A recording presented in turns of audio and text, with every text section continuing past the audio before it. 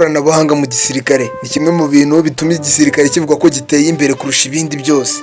Ibi ngibi bisobanura neza umutekano w'igihugu ndetse n'ubushobozi bw'igihugu mu ikoreshwa ry'ikoranabuhanga cyangwa se ingufu z'igisirikare runaka. Ubundi indege z'intambara mu buzima busanzwe ni ubwoko bw'indege zigenewe ibitwaro mu kirere, gutera ibisasu kirimbuzi ku butaka ndetse no mu mazi. Indege z'intambara zikunze kuba zifite umuvuduko mwinshi, ubushobozi buhambaye cyane ndetse no kwihagararaho mu gihe bari ku rugamba. Zigakoreshwa mu kurimbura umwanzi. Akenshi mu gisirikare bakunze gukoresha izo bita fighter jet, zikoresha umuvuduko uhambaye cyane mu kwihuta ndetse zikanarimbura umwanzi vuba vuba mu gahe gato. Ku isi hose zimwe muri fighter jet zikoreshwa harimo iyo bita ISU-57 ikorwa n'uruganda rwa Sukhoi, hakaza F-22 Raptor F-35 Lightning II ikorwa n'uruganda rwa Lockheed Martin rw'Abanyamerika, hakaza n'urwo bita J-20 y'Abashinwa. Ku rugamba nanone bakunze gukoresha izo bita bomber aircraft, indege zitera ibisasu. Izi ngizi zikoreshwa mu gutera ibisasu bikomeye cyane ku butaka ndetse no mu mazi. Urugero B2 Spirit, B35 Starter Fortress ndetse na TU-160 Blackjack ni zimwe mu ndege zikoreshwa mu gutera ibisasu kirimbuzi bikomeye cyane kandi bihambaye, birimbura umwanzi mu gahe gatoya bigamusiga iheruheru. Ibisirikare byinshi ku isi bikunda kurwana kandi bikomeye cyane bikunze gukoresha izo bita attack aircraft. Izi ngizi zifashishwa mu gufasha cyangwa gushyigikira abari ku butaka, ingabo zirwanira ku butaka, Land Force. Urugero A-10 Thunderbolt 2, SU-25 ndetse na AC-30. Usibye ko badakoresha izo ngizo gusa, bakunda no gukoresha iyo bita multi-role fighter. Izi ngizi ni indege zifite inshingano nyinshi cyane. Izi ngizi zishobora gukora imirimo myinshi cyane, kurwana ndetse no gutera ibisasu. Ngira ngo urabyumva neza yuko izi ngizi zikoreshwa mu kugaba ibitero ku mwanzi, bamurimbura ndetse banamushwanyaguza, bamwirukana bamucyura iwabo vuba vuba. Urugero rw'izi ngizi dusangamo iyo bita F-16 Fighting Falcon ndetse na SU-35, indege ikorerwa mu ruganda rwa Sukhoi mu Burusiya.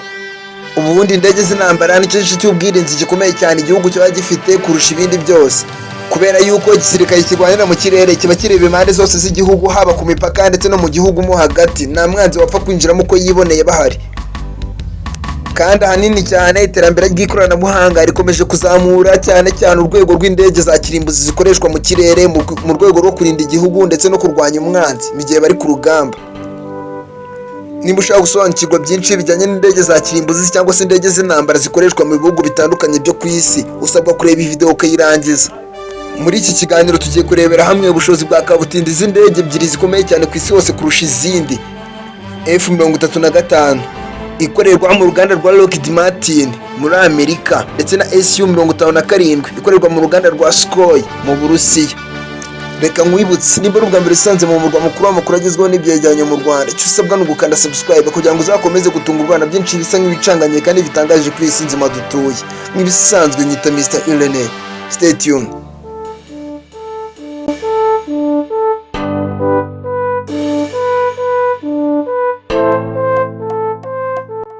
Mu nyandiko reka turambure duhera kuri Sukhoi SU-57, indege yakozwe mu ruganda rwa Sukhoi mu Burusiya kwa Perezida Vladimir Vladimirovich Putin. Sukhoi SU-57 ni indege iri mu kiragano cya gatanu, 5th generation. Iyi ndege ifite ubushobozi bwo gukora ku muvuduko mwinshi cyane urusha izindi zose. Iyi ndege remanya n'ikoranabuhanga riyifasha kutagaragara ku mitamenwa ya za radar cyangwa se izindi ndege z'intambara zikoreshwa ku isi hose. Ntabwo ibigaragara habe na gato kuko ifite umuvuduko usumba w'ijwi kure. Icyo mvuga ni ukutagaragara muri tekinoloji strength cyangwa se strength technologies. Kuva mu mwaka wa 2002 kugera mu mwaka wa 2007, umushinga wo gukora indege ya Sukhoi SU-57 watangiye ku mugaragaro binyuze muri gahunda za PAK-FA, Prospective of Airborne Complex of Frontline Aviation. Iyi ndege SU-57 yakozwe ku ntego zo gusimbura SU-27, indege yari hari kuri icyo gihe.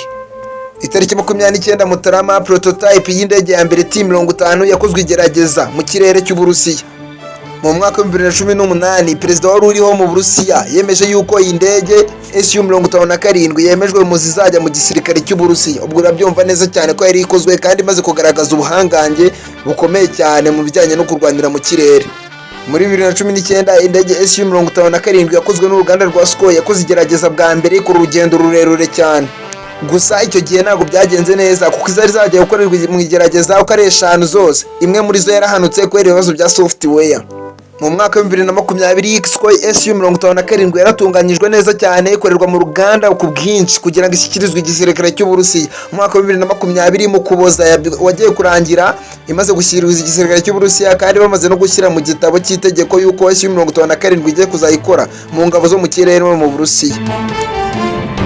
Icyo gihe byarangiye bagaragaje yuko SCOI SU-57 isimbuye SCOI SU-27 kubera yuko yari ifite ubushobozi bwiruta cyane, ifite umuvuduko uruta uwijwe, ibaze match 1.6 byose.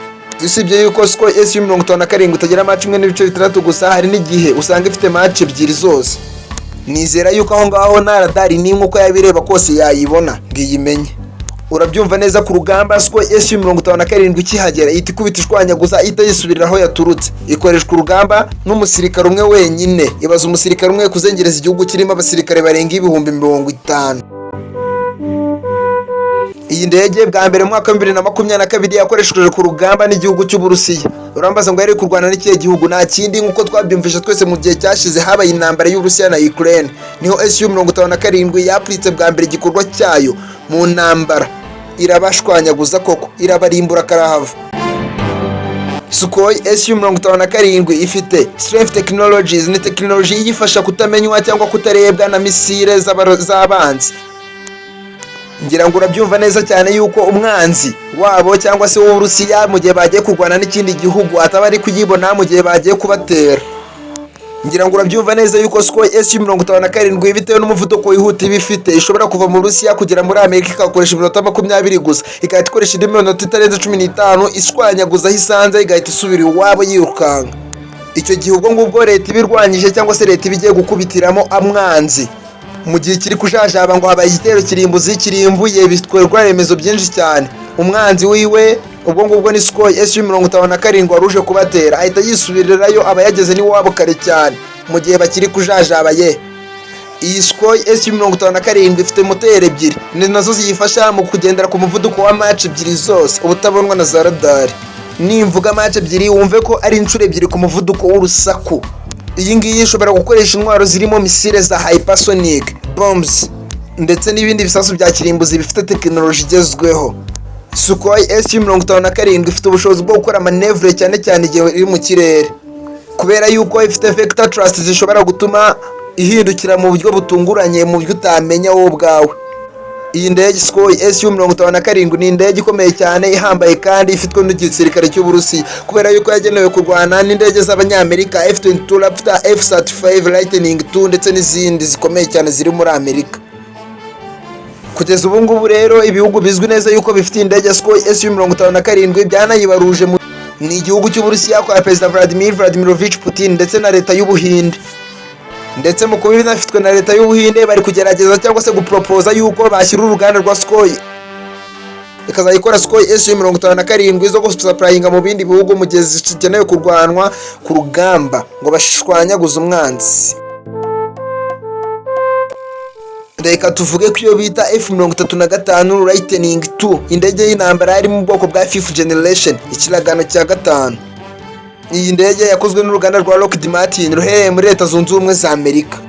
Iyi ni indege ifite ubushobozi buhanitse cyangwa se ububasha buhanitse bwo kurwanya umwanzi cyangwa se gucunga cyangwa kugendera kure umwanzi cyangwa se satelite z'umwanzi ku buryo zitamubona.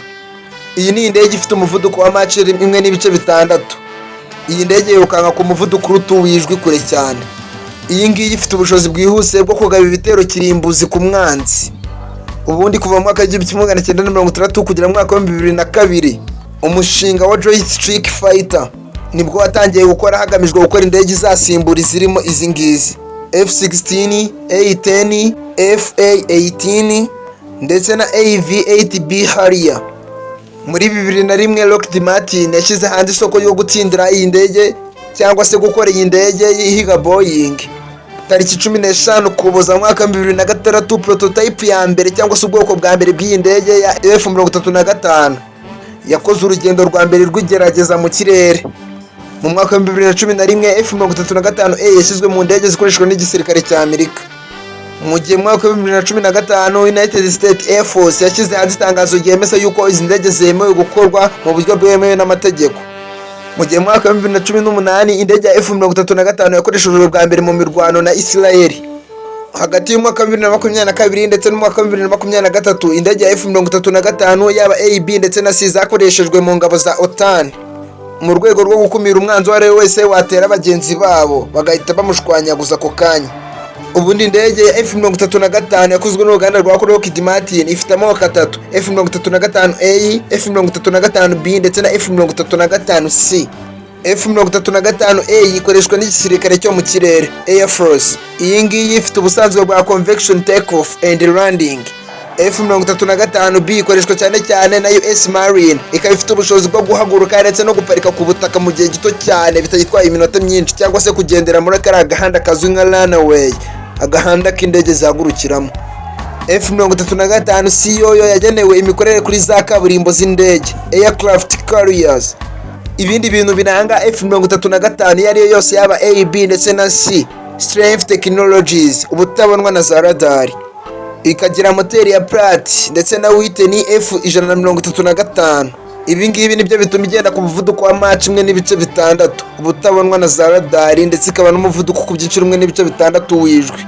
Iyi ndege ya F-35 ifite systeme z'ubwenge bw'ubukorano, icyo bita AI, bikaba bituma ibona amakuru mu buryo bwihuse kandi vuba. Iyi ngiyi ifite ubushobozi bwo kurwana ku butaka ndetse no mu kirere, hakazamo n'ubushobozi bwo kwikorezwa za misile ndetse n'ibisasu kirimbuzi mu gutsinda umwanzi. Bimwe mu bihugu bifite indege ya F-35 harimo Israel, Ubwongereza, Ubutaliyani, Ubuyapani, Polonye, Norvege, Ubusuwisi, Korea y'Epfo, Ubuholandi, Denmark ndetse na Australia. Kandi si ibyo gusa, hari n'ibindi byinshi cyane byo ku isi bifite indege ya F-35 Lightning II yo mu kiragano cya gatanu. F-35 ni imwe mu ndege zikomeje kuba inkingi ya mwamba cyangwa se kabutindi y'indege ikomeje gutsinda abanzi benshi ku isi mu gisirikare. Cyangwa se iyi ni indege ifitwe n'ibisirikare byinshi, kandi igisirikare icyo ari cyo cyose kiyifite ntigitinya gushotorana uko kiboneye, kubera yuko irakomeye cyane, irahambaye, itsinda umwanzi mu gihe cyihuse. Usibye yuko Leta Zunze Ubumwe za Amerika n'inshuti z'igihugu cya Leta Zunze Ubumwe za Amerika bari gufatanya neza mu kuyubaka mu buryo buhanitse cyane. Ese wowe ko wumvishe ibigize F-35 Lightning II n'ibigize Su-57 Sukhoi yakozwe n'Abarusiya, wumvisha ari ihiruta iyindi? Usabwa gusangiza igitekerezo cyawe muri comment, kandi reka nkwibutse, nimba ari ubwa mbere sisanze mu murwa mukuru w'amakuru agezweho n'ibyegeranyo mu Rwanda, usabwa gukanda subscribe ugafungura akazogera kugira ngo uzakomeze gutungurwa na byinshi bisa nk'ibicanganye kandi bitangaje kuri iyi si nzima dutuye. Njye ndi Mr. Irene, naho ubutaha.